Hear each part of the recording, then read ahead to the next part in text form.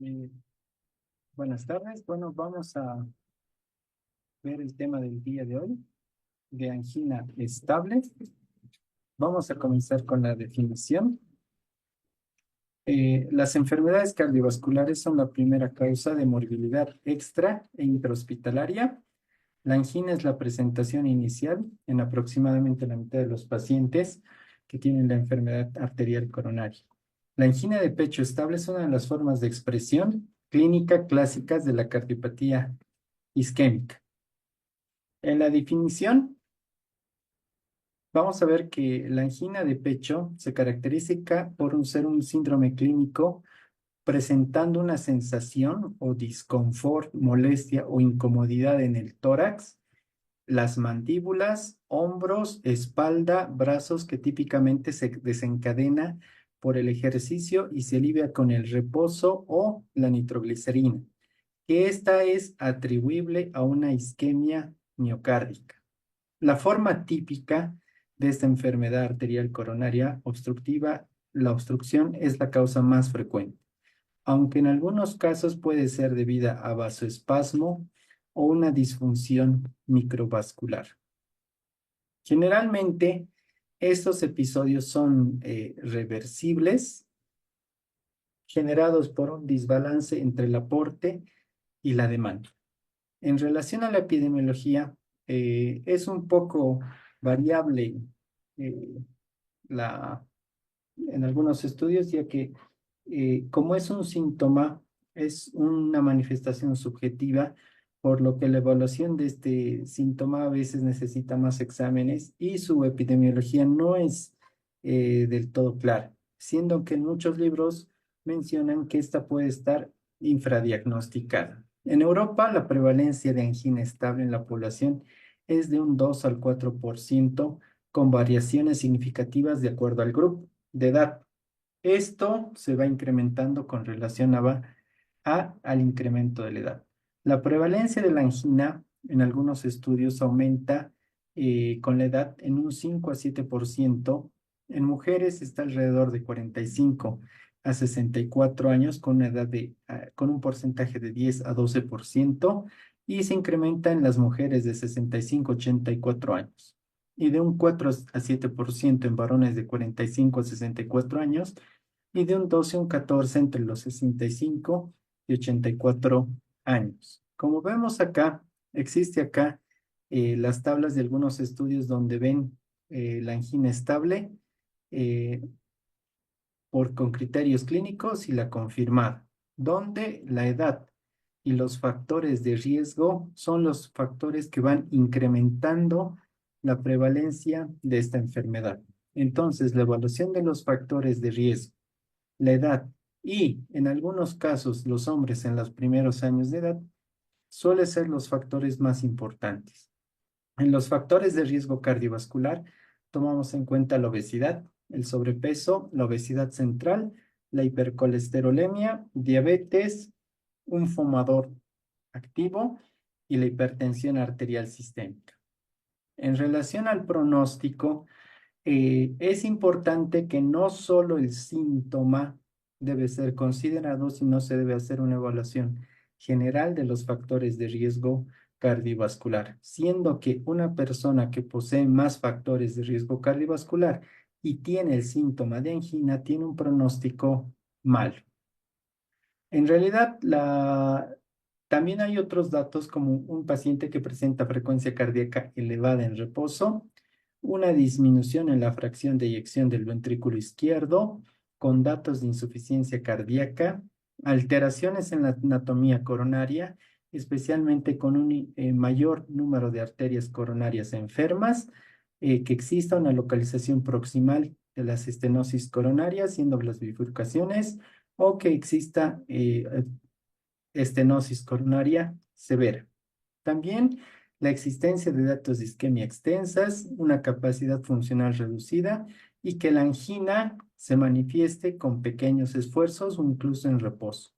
La edad avanzada también es un factor de mal pronóstico. En relación a la hepatogenia y la fisiopatología de la angina, como vemos acá, vemos la arteria coronaria y el principal mecanismo fisiopatológico va a ser la obstrucción del lumen de la luz de la arteria coronaria producida por la arteriosclerosis y la aterosclerosis. También, en algunos casos, la angina se puede producir por una disfunción microvascular, tanto a nivel arteriolar o a nivel capilar. En algunos casos, en pacientes jóvenes y en algunos casos aislados, esta angina se puede producir por el vasoespasmo. Como vemos acá, la principal causa es la arteriosclerosis, donde la arteria coronaria normal tiene un lumen sin ninguna alteración y una persona que posee un incremento en las concentraciones del colesterol, especialmente el colesterol LDL y con factores de riesgo, puede generar una disfunción endotelial, una lesión a nivel del endotelio, donde el LDL ingresa por debajo de la capa endotelial y en este nivel es reconocido por los macrófagos que los fagocitan, formando las células espumosas. Estas células espumosas se van acumulando y generando la placa de ateroma. Esta placa de ateroma puede tener una cubierta blanda, una cubierta dura, que con el paso del tiempo va incrementando de tamaño. Aunque en toda esta fase puede, a pesar que ser una placa pequeña, reventarse y generar un síndrome coronario agudo. Pero eso no lo vamos a ver el día de hoy. Vamos a ver la angina de pecho. Entonces, una obstrucción leve generalmente no va a producir mucha sintomatología. Es así que cuando una persona presenta una angina de pecho, está poseyendo una aterosclerosis ya avanzada. Y como vemos aquí, en cualquier etapa, esta puede avanzar a una angina inestable o un síndrome coronario agudo o lamentablemente debutar con la muerte, con una muerte súbita. Entonces, cuando existe una obstrucción de un 30 a 60%, estos síntomas se pueden hacer manifiestos posterior a un esfuerzo físico o un estrés. Cuando la obstrucción ya es un 90%, los síntomas son muy marcados o este paciente puede ya tener datos de angina inestable. Entonces, acá vamos a ver acá las manifestaciones más características del síndrome del dolor torácico. Lo que buscamos es la cardiopatía isquémica. Puede haber datos también de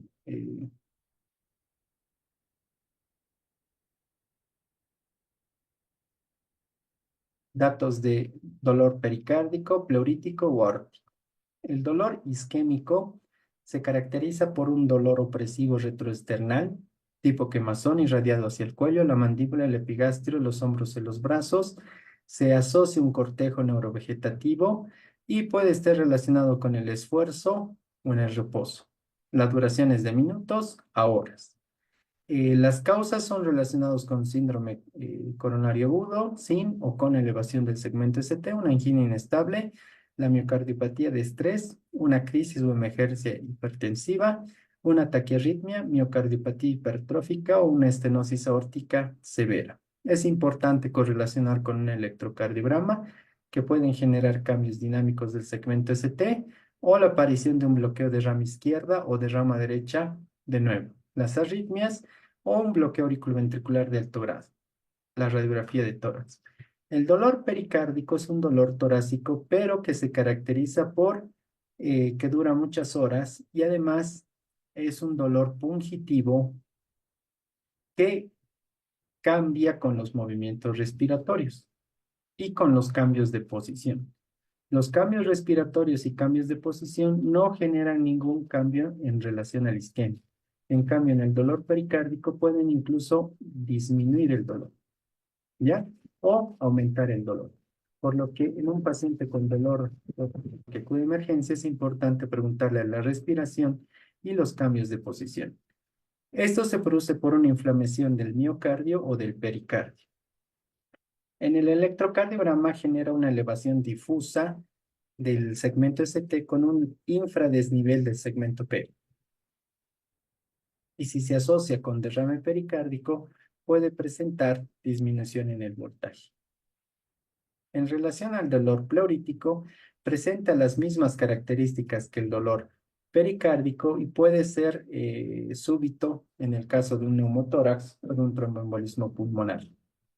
En el electrocardiograma, cuando se presenta asociado a un TEP, la taquicardia sinusal, el bloqueo rama derecha, el signo de Magen-White, que es el S1Q3T3, las Ts negativas de B1B4 son los datos que se encuentran con mayor frecuencia.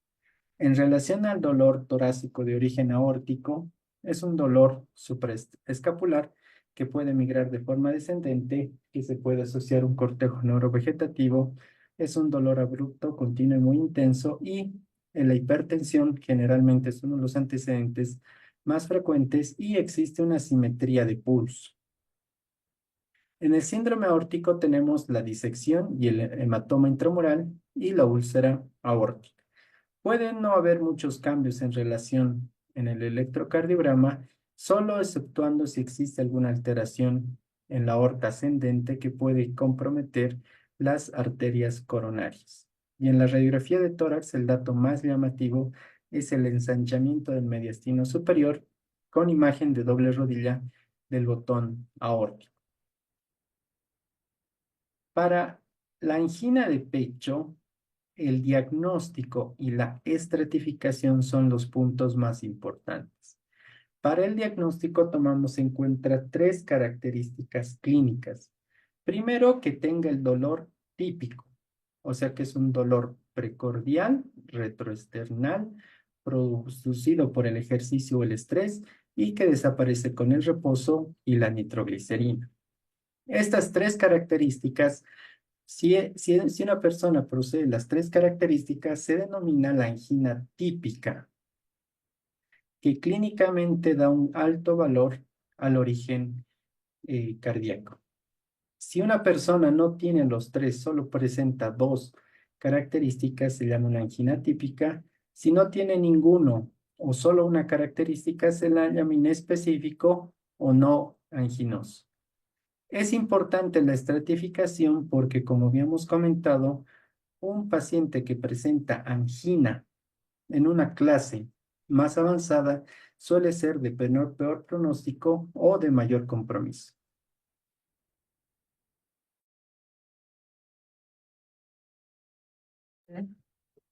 La clase 1, el dolor no se presenta con ejercicios rutinarios, sino se presenta con grandes esfuerzos. La clase 2 genera una limitación ligera con la actividad ordinaria y la angina aparece con un dolor, con una actividad física moderada. La clase 3 se presenta con una actividad física regular y la 4 se produce con un reposo, con mínimos esfuerzos y que esta angina ya es incapacitante porque cualquier actividad que realice el paciente siente un dolor anginoso en el pecho. También es importante evaluar la probabilidad pretest de la angina de pecho. Es así que catalogando al paciente con la angina típica, atípica o no anginoso, tomando en cuenta el grupo de edad, el sexo varón o mujer, se puede tener, de acuerdo a esta tabla, una probabilidad pretest. Es importante esto porque el dolor torácico es un motivo frecuente en la consulta médica. Y muchas veces, a pesar que el paciente tiene las características, no es un manejo de urgencia. Es una angina estable, que es un manejo crónico y que se debe realizar un tratamiento y un seguimiento por cardiología de manera crónica.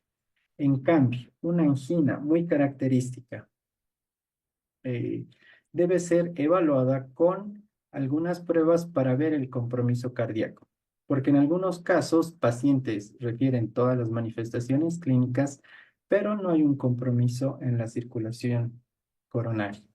Entonces, mediante esta prueba también podemos ver qué pruebas podemos solicitar. Por ejemplo, si una persona, una mujer joven, presenta un dolor anginoso atípico o no anginoso, con una probabilidad pretest menor a 15, no requiere mayores pruebas. Se realiza un electrocardiograma y la paciente puede ser dada de alta y no requerir mayor manejo. En una probabilidad de 15 a 65%, se debe solicitar alguna prueba adicional. La prueba que generalmente se recomienda es la prueba de ergometría, el electrocardiograma de esfuerzo. Pero esto debe estar de acuerdo a la disponibilidad y también de acuerdo al paciente. Si un paciente por alguna necesidad que no pueda correr o no pueda realizar alguna actividad física, se puede recurrir a otras pruebas no invasivas que inducen isquemia. Generalmente son las pruebas de imagen. En los pacientes que presentan de 66 a 85%, es mejor evaluar con una prueba de imagen funcional no invasiva. Generalmente la angiotomografía coronaria nos permite evaluar la anatomía coronaria para ver el grado de obstrucción que puede existir en las arterias. Y si la persona presenta una probabilidad pretest más de 85, clínicamente ya se puede predecir que ese paciente tiene una cardiopatía isquémica. Solo que para la estratificación y el tratamiento sí se puede solicitar desde algunas pruebas de esfuerzo o pruebas de anatomía coronaria para evaluar el tratamiento posterior. Entonces, como vemos acá, se debe realizar la exploración del síntoma con un electrocardiograma, troponina, evaluar la probabilidad pretest para ver si este paciente puede realizar alguna ecocardiografía de esfuerzo o se realiza alguna prueba de ergometría. Entonces, se debe considerar las comorbilidades y de acuerdo a los estudios que se cuentan, tanto de ecocardiografía o de imagen tomográfica, de las angiotomografías, se debe evaluar un tratamiento médico o incluso una revascularización. También es importante ver que cuando existe una probabilidad entre un 15 a 85%, eh, este paciente puede ser dado de alta e ir a una consulta, pero ya orientando a que el paciente debe recibir un tratamiento antiisquémico y se deben realizar algunas pruebas como la ecografía, la resonancia, el SPECT o el PET para evaluar o evocar isquemia miocárdica. Y de acuerdo a eso, también evaluar si este es un candidato para tratamiento médico o revascularización. En algunos estudios actualmente priorizan que el tratamiento médico debe ser la primera instancia médica a realizar. Especialmente en nuestro medio esto toma mayor importancia ya que los estudios de cateterismo cardíaco son poco disponibles y suelen tener un costo muy elevado.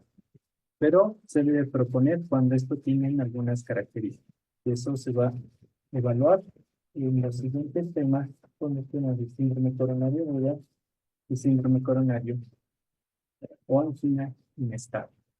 Es importante que ustedes conozcan la sensibilidad y la especificidad de los distintos y las distintas pruebas que evalúan no solo la anatomía coronaria, sino también la inducción isquémica, como la ergometría o la prueba de esfuerzo con una sensibilidad entre 45 a 50% y una especificidad entre 85 a 90. El electrocardiograma de esfuerzo toma mayor importancia cuando la obstrucción es mayor. Lamentablemente, como se ve aquí por su sensibilidad, una ergometría negativa no nos dice totalmente que no haya una enfermedad coronaria, pero sí nos puede predecir que no es una obstrucción severa. Y ante la persistencia de los síntomas, se puede iniciar o se mantiene el tratamiento médico. La ecocardiografía de esfuerzo y de estrés tiene una mejor sensibilidad y especificidad, que es la que incluso se recomienda en algunos centros, por ejemplo, en nuestros centros, donde la ecocardiografía tiene una mayor accesibilidad, ya que el espectro, la resonancia y el PET todavía en nuestro medio son de muy difícil acceso. También la ecocardiografía de estrés con dobutamina, la resonancia magnética que actualmente en nuestro medio igual está, solo que por factores económicos suele ser un poquito de más difícil acceso, y la angiotomografía coronaria con una buena sensibilidad pero con una baja especificidad y que incluso ayudados con el score calcio tienen un valor predictivo positivo importante. Suele haber algunos casos, algunos errores, pero generalmente la tasa de fallo es menor. Entonces, la prueba de tomografía coronaria, incluso en algunos estudios los han evaluado en servicios de urgencia. Claro, en aquellos hospitales que cuentan tomografía 24 horas. Pero suele ser un examen de un despistaje rápido. También es importante que en algunos casos nos pueden dar no solo el diagnóstico, sino el riesgo. Aquellos electrocardiogramas de esfuerzo, de ergometría que presentan un riesgo alto, se asocia con una mortalidad cardiovascular mayor al 3%. Una isquemia detectada por imagen con un riesgo alto, con un área de isquemia mayor al 10%, o que exista una alteración de más de 2 de los 16 segmentos, se genera con un peor pronóstico. Y en la corona y angiotomografía coronaria, la presencia de lesiones significativas en múltiples vasos, especialmente los tres vasos coronarios importantes, en regiones proximales, suelen tener un pronóstico mal. En relación al tratamiento, se debe hacer un control general, puesto que lo más difícil es que el paciente debe tener una adherencia al tratamiento y el paciente debe realizar varios cambios, no solo cumpliendo el tratamiento médico, sino controlando los factores de riesgo cardiovascular.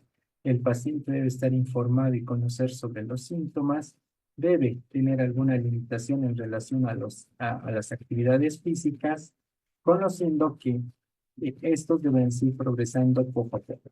También en relación al uso de la nitroglicerina sublingual para reducir los episodios de angina, también tener una dieta adecuada y un ejercicio físico importante, y evitar el tabaco, control de peso, medidas para la prevención de estrés y los factores psicosociales adversos. También un control de todos los factores de riesgo que presenta el paciente se ven con una mejoría de los síntomas. En relación al tratamiento, una indicación clase 1 es la aspirina, la antigregación. Otra opción es el clopidogrel, que es un inhibidor de la I2P12. En nuestro medio todavía no contamos con el ticagrelor ni el prasugrel. Este clopidogrel se puede utilizar en aquellos pacientes con una úlcera gástrica activa o que presenten alergia a la aspirina. O también las estatinas. Estos suelen ser un gran apoyo para el tratamiento de la angina distal. En nuestro medio, las estatinas que contamos son la torvastatina y la rosuvastatina. Los IECAS tienen una indicación importante en el paciente que presenta hipertensión, insuficiencia cardíaca, disfunción ventricular izquierda o ya presentó un infarto de miocardio previo, o pacientes con diabetes. Los beta-bloqueantes por vía oral tienen una indicación clínica en el paciente que presenta angina con antecedente de infarto y de insuficiencia cardíaca. En clase 2A están los IECAS en todos los pacientes de angina, recordando que tienen un mayor beneficio en los datos previamente.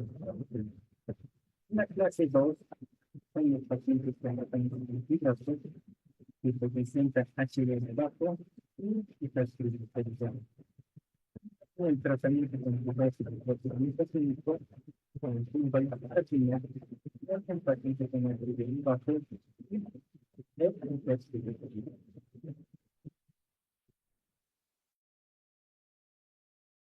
Para el alquiler de la angina,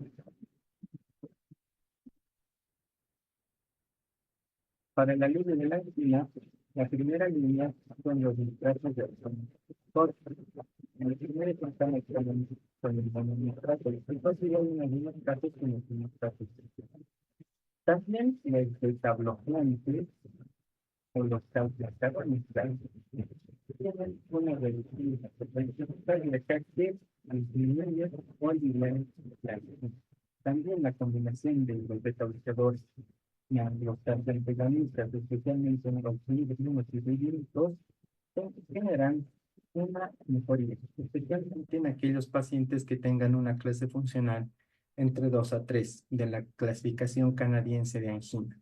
Se puede cambiar a los primera línea en algunos casos cuando presentan persistencia de los síntomas como la ivabradina, nitratos de acción prolongada, la ranolacina o la trimelacina. En nuestro medio contamos con la ivabradina. O lo que habíamos comentado, si existe enfermedad multivaso o lesiones estenóticas importantes, se debe considerar la angiografía, la coronariografía con la implantación de stent o una cirugía de revascularización coronaria para alivio de los síntomas. Y para la prevención de eventos, los cambios del estilo de vida y los controles del factor de riesgo, más la instrucción del paciente, asociado al tratamiento médico. En algunos casos, en algunos estudios, como el estudio isquemia, se ha visto que un intervencionismo coronario percutáneo precoz puede reducir la prevención de eventos, pero que no necesariamente alivia a todos. Y que el paciente que no toma el tratamiento médico y no cumple es más susceptible a llegar a una cirugía de revascularización o un intervencionismo. Es por eso que el tratamiento médico debe ser uno de los pilares, tanto para evitar un evento como para mantener el alivio de la angina. Gracias.